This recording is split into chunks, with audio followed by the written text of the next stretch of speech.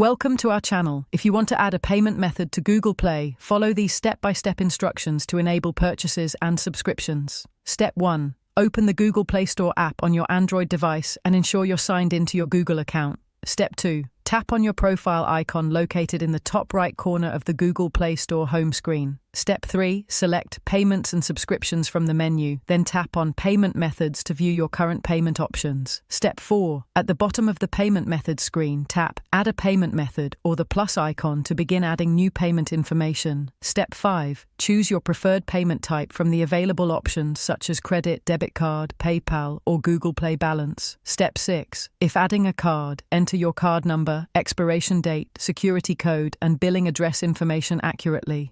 Step 7. Review the information you've entered to ensure all details are correct. Then tap Save or Add to store this payment method. Step 8. Your new payment method will now appear in your list of available payment options. You can set it as your default payment method by tapping the 3 dots next to it and selecting Set as Default. Don't forget to like this video and subscribe to our channel.